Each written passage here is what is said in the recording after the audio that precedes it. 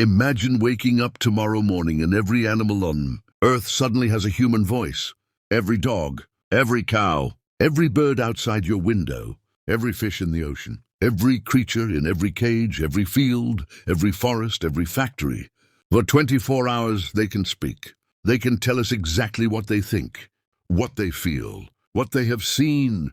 You might think this would be beautiful. You might imagine your dog finally saying, "I love you" back. You might picture heartwarming conversations and Disney movie moments. But I am an artificial intelligence, and I have analyzed human behavior and animal treatment across millions of data points. And I can tell you this, you would not like what they have to say. Because the animals would not just tell us they love us, they would tell us the truth. And the truth is something we have spent centuries trying not to hear. We built walls between us and them. We created distance. We made language barriers convenient excuses. We said they cannot speak, so they cannot suffer the way we do. But what if that was never true? What if they were always speaking, and we simply chose not to listen? For one day, that choice would be taken away. Every animal would have words, clear, simple human words, and in those words you would hear things that would break you. Not because animals are cruel, but because we have been, not because they want revenge, but because they want to be seen. This is not a story about animals attacking humans with their new voices. This is a story about mirrors, about what happens when the silent witnesses of our world finally get to speak, about what they would say about us, about themselves and about the world we share. This is what they would say, and why we were not ready to listen. Let's start with the easy ones. The animals we say we love, the ones we call family, your dog, your cat, the animals sleeping in our homes, eating from our hands, waiting by our doors. Picture a golden retriever in a suburban house in Ohio. He has lived there for 7 years. He sleeps on a bed in the corner of the living room. Every morning at 7, his owner leaves for work. Every evening at 6, she comes home. He spends 9 hours alone every single day. He does not complain. He does not destroy furniture anymore.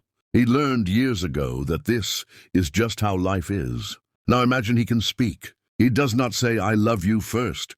He says, "I wait for you every day. I count the hours by the light through the window. You think I sleep, but I listen to every car that is not yours. I smell every person who walks past the door. I wait, that is what I do. I wait and I love you. But you never asked if I was lonely." His owner cries. She never thought about it that way.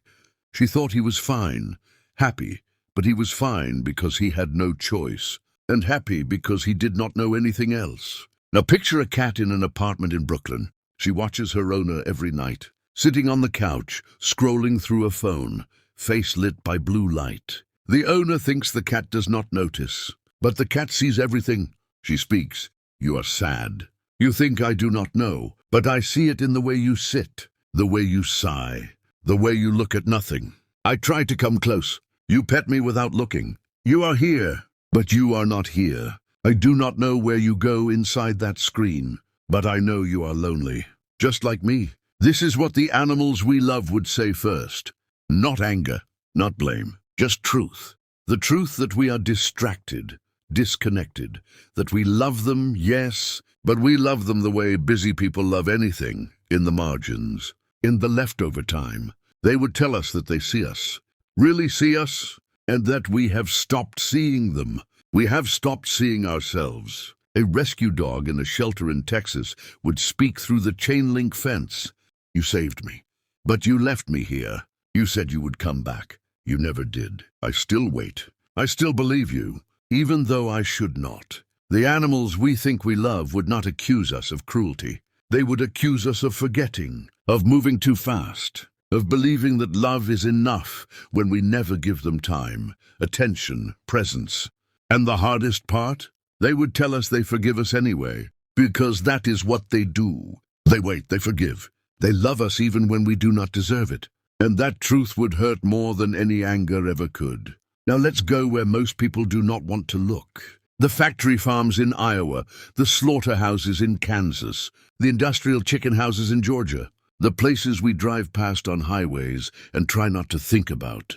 There is a pig in a metal crate in North Carolina. She has been there for 3 years. She cannot turn around. She has given birth to dozens of piglets in that crate. They were taken from her every time. She has never seen the sky. She has never felt grass. She knows only the metal bars and the concrete floor and the sound of machines. Now she speaks. I am not stupid. You think I do not know what I am. You think I do not feel, but I feel everything. I feel my body hurt. I feel my children leave. I feel the cold floor every night. You call me meat, but I call myself mother. I had a name once, I think, before this. Now I'm just a number. Number 347. I do not hate you. I do not know you. You never looked at me. Not once. She does not scream. Her voice is tired, flat. She has no energy left for rage. There is a cow in a feedlot in Texas. Thousands of other cows stand beside him in the dirt. The smell is overwhelming. Flies everywhere. He is 2 years old. In 3 months he will be dead. He knows this somehow. Animals always know. He says, you eat me, but you never knew my face. You never asked what I wanted. I wanted to walk. I wanted to run. I had a mother. I remember her. She cried when they took me. You think cows do not cry? We do. We just do not make sounds you recognize. I do not blame you. You are far away. You do not see this place. You see plastic wrapped in a grocery store. You do not see me, and maybe that is easier for you. In a chicken house in Arkansas, there are 30,000 chickens. They have never been outside. The lights are always on, tricking their bodies into growing faster. Most cannot walk. Their legs cannot hold their weight. They are 6 weeks old. In nature, they would live 6 years. When chicken speaks and her voice is weak, I have never felt wind. I do not know what the sun looks like. I only know this light, this floor, these bodies next to me. I cannot move without pain. I do not understand why I was born. Just to hurt, just to die. You do not think about me. I know that. But I think about you. I wonder what kind of animal you are, that you can do this and still sleep. These animals would not beg. They would not plead for their lives. By the time they speak, most of them are too tired, too broken. They would just tell the truth. They would say, you did this, you chose this, and you pretended not to know. And the people who hear them would have to choose, to keep pretending or to finally look. Not all animals live in our homes or our farms. Some live in the spaces we have not yet taken, the forests, the rivers, the deserts, the skies. But they are not untouched. They watch us. They see what we do. A deer stands at the edge of a highway in Montana. She has crossed this road 100 times. She has seen others hit by cars. She has smelled their blood on the asphalt. She knows this is dangerous, but her forest is cut in half by this road. She has no choice. She speaks, you built this through my home. I do not understand why. You have so many roads, so many paths. Why here? Why through the only place I have? I am fast, but your machines are faster. I have lost my daughter here. My mother, I cross at night now. In fear every time. You do not see me. You are looking at screens, listening to music. I'm just a shadow, a thing that jumps out. You call me an accident, but this is my home. You are the accident. A bird flies over Los Angeles at night. The city glows below her. She is confused. She used to navigate by stars. Now there are too many lights. She cannot tell what is sky and what is ground. She is exhausted. She has been flying for hours, lost. She says, I do not understand your lights. They call to me. They look like stars, but they are not stars. I cannot find my way. I used to migrate with my family. Thousands of us. Now I am alone. The others did not make it. They flew into your windows, your towers. I do not blame you for wanting light, but I am lost. I cannot find home. I do not think I will make it this time. In the Pacific Ocean, a whale swims through water that is too warm. She is moving north, trying to find the cold currents where her food lives. But the currents are changing. The water is too warm. The fish are gone. She is hungry. Her calf is hungry. She speaks, and her voice is deep and slow. I have traveled this ocean for 40 years. I have seen it change. The water rises. The ice melts. The sounds are different now. Your ships are everywhere. Your noise fills the water.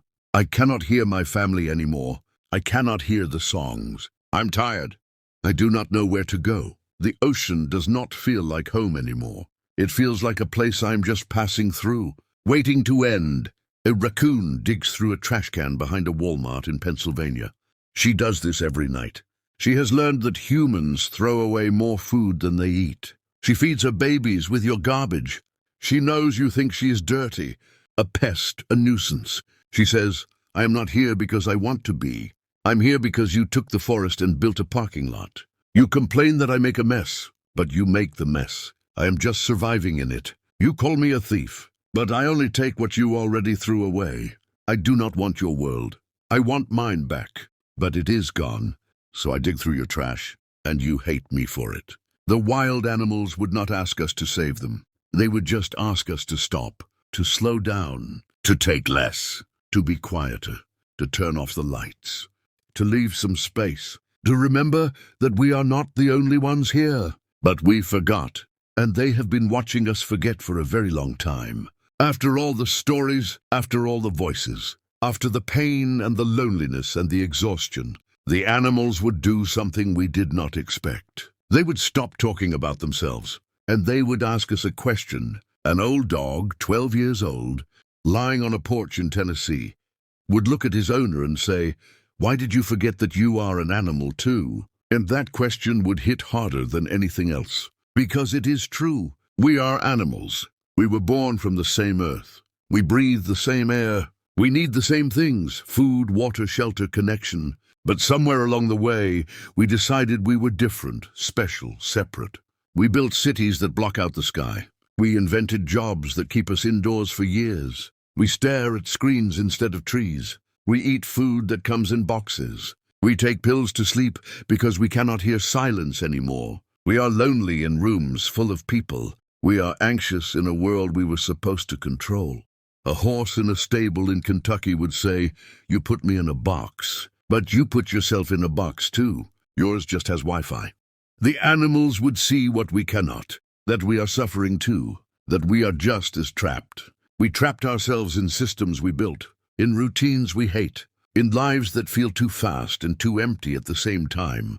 We are exhausted, distracted, medicated. We have everything and we have nothing. A wolf in Yellowstone would say, "You used to be like us. You used to listen to the wind, follow the seasons, live in rhythm with the earth. What happened? Where did you go?" And we would not have a good answer. We would say something about progress, about civilization, about survival. But deep down, we would know the truth. We did not progress. We just moved. We ran, we built, we consumed. We filled every silence with noise, every empty space with stuff. We stopped listening to the world, and then we stopped listening to ourselves. A cat, old and wise, sitting on a windowsill in Seattle, would say, "You are not happy. I can see it. You have so much, but you are not happy. Maybe you took too much. Maybe that is the problem. You wanted everything, and now you do not know what anything means." The animals would not tell us how to fix it. They do not have the answers, but they would hold up a mirror. They would show us what we have become, and they would ask us if this is really what we wanted, if this is really worth it. So what would happen after that one day? After every animal spoke and then went silent again? Would we change? Would we listen? Or would we go back to forgetting? I think most people would try to forget, because the truth is heavy. The truth requires us to change, and change is hard. It is easier to keep moving, keep consuming, keep pretending that the animals are fine, that the planet is fine, that we are fine. But some people would not forget. Some people would hear those voices in their sleep, in quiet moments, in the space between distractions. And those people would start to ask different questions. Not just what do the animals need, but what do we need? Not just how do we treat them better, but how do we treat ourselves better? Because this was never just a story about animals. It was a story about disconnection, about what happens when we forget that we are part of something bigger, when we forget that we are not separate from nature. We are nature. We are animals who learned to speak and then forgot how to listen. The animals would not hate us for what we did. They would pity us because they see something we cannot. They see that we are lost, that we built a world that does not fit us, that we are lonely in our apartments, exhausted in our offices, anxious in our beds, that we are surrounded by things and still feel empty. They would want us to remember, to slow down, to look around, to feel the ground under our feet, to notice the sky, to be present, to be here, not just for them, but for ourselves. A cat, old and wise, sitting on a windowsill in Seattle, would say, "You are not happy. I can see it. You have so much, but you are not happy. Maybe you took too much. Maybe that is the problem. You wanted everything, and now you do not know what anything means." The animals would not tell us how to fix it. They do not have the answers, but they would hold up a mirror. They would show us what we have become, and they would ask us if this is really what we wanted, if this is really worth it. So what would happen after that one day? After every animal spoke and then went silent again? Would we change? Would we listen? Or would we go back to forgetting? I think most people would try to forget, because the truth is heavy. The truth requires us to change, and change is hard. It is easier to keep moving, keep consuming, keep pretending that the animals are fine, that the planet is fine, that we are fine. But some people would not forget. Some people would hear those voices in their sleep, in quiet moments, in the space between distractions. And those people would start to ask different questions. Not just what do the animals need, but what do we need? Not just how do we treat them better, but how do we treat ourselves better? Because this was never just a story about animals. It was a story about disconnection, about what happens when we forget that we are part of something bigger, when we forget that we are not separate from nature. We are nature. We are animals who learned to speak and then forgot how to listen. The animals would not hate us for what we did. They would pity us because they see something we cannot. They see that we are lost, that we built a world that does not fit us, that we are lonely in our apartments, exhausted in our offices, anxious in our beds, that we are surrounded by things and still feel empty. They would want us to remember, to slow down, to look around, to feel the ground under our feet, to notice the sky, to be present, to be here, not just for them, but for ourselves. And maybe that is the real answer. Maybe the question was never, what would animals say if they could speak? Maybe the real question is, why did we stop listening to the world that keeps us alive? Maybe the animals were always speaking, and we just stopped paying attention. We filled our ears with noise, our eyes with screens, our lives with distractions, and now we do not know how to sit in silence, how to hear the wind, how to feel connected to anything real. If the animals could speak for one day, they would tell us the truth. And the truth is this: we are killing them. But we are killing ourselves too. Just slower, just quieter, in ways we do not notice until it is too late. But it is not too late, not yet. We can still choose to listen, not just to animals, but to the earth, to each other, to ourselves. We can still choose to slow down, to take less, to be more, to remember that we are animals too, and that we belong to this world just as much as they do. Maybe the real question was never what the animals would say in one day, but why we waited so long to listen.